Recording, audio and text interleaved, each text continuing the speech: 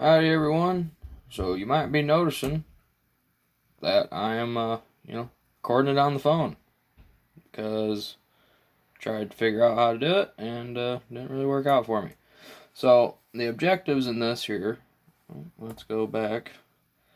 Explain how Renaissance art in Northern Europe diverged from that of Italy, as well as contrast the stylistic characteristics of Mannerist art with that of the High Renaissance.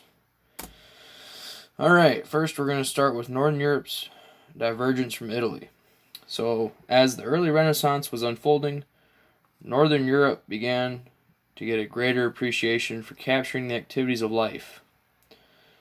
Some examples of this can be seen in chapter 17 through some of the paintings. So, there's this one where it depicts these hunters going on this trail. In a mountainous area, because down in a valley you can see the town, and so a lot of their art, it has that depth. It's not just right in front of your face. Like, you can look back and you'll be able to see different things that help you understand what might be going on through there.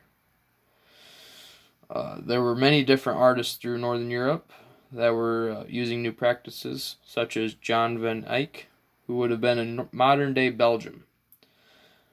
Eyck was one of the first artists to use oil as a medium in his art. I believe it is Eyck who also was the one who painted the painting I was just describing. And using this oil allowed him to create beautiful pieces, as well as help preserve them, possibly more than some of the previous techniques that have been in use. The artists that started the divergence from Italy did so to use new techniques in the artworks, but they still used some techniques from Italy, but put their own twist on them, which is what the artist Albrecht Dürer did with his printmakings, taking techniques he learned from his trips to Italy and then putting his own spin on them and creating his own work. So, they're still following like the template of the Italians, but they're putting their own little spice into it.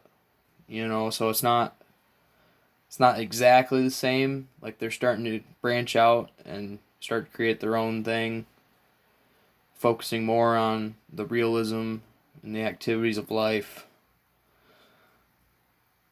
Another factor that contributed to the divergence was the Protestant Reformation. And this basically is when people started to turn away from the church and started doing their own thing. And the problem with that was, for artists at least, that most of the big paying art pieces were commissioned by the church.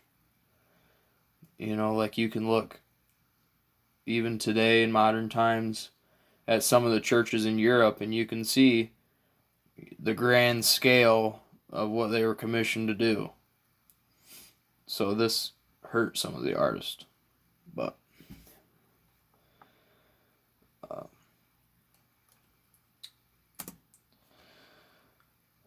the artists of the High Renaissance used classical forms, but they were rethinked and were more extended in the ruling by classical form, as well as using some interpretation on the part of the artist. So what this basically is saying, that you can commission an artist to do a piece and tell them what you want, but some of that will be left to their interpretation of how they see it, which can lead to some conflict depending on what the topic is that they want you to capture.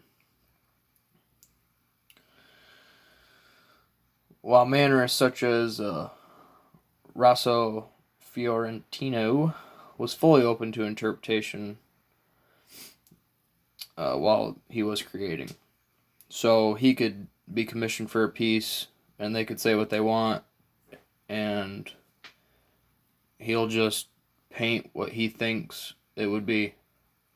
I believe he did one of the Last Supper and painted himself in the middle where Jesus Christ would have been sitting. And he got into some trouble with that through the church. The artists who were Mannerists painted what they wanted. They were rebellious and went against the grain with their own work, and they produced some interesting pieces. Like another one that Rosso did was he painted this fight going on in a town square by a well, and it's a bunch of nude men and a girl who's a little exposed, and there's a lot of violence. I mean, you got people knocked out on the ground, people punching each other in the face. It's a scene. Most of the work stepped away from religious painting, while artists of the High Renaissance were only just beginning to come out of religious painting because of the Protestant Reformation. So the Mannerists were already, going against the grain, the rebellious kind. They don't listen to no authority. They know what they're doing, kind of, I guess. Yeah. But in this next slide, we're going to look at one of Rosso's paintings. So this is the one I was just describing here. You can see a bunch of naked dudes fighting. Okay. And then you got your female up there, a little exposed, as well as a couple of sheep. And then you also have some conflict in the back. You have some depth back there. It seems like those buildings back there, they're a little off in the distance. And this was titled Moses Defending the Daughters of Jethro. And this was done in 1523. So as you can see, I mean, the Mannerist style of art definitely goes against the grain of the time, as something such as this, with a lot of genitalia involved, may not have been as acceptable for that time.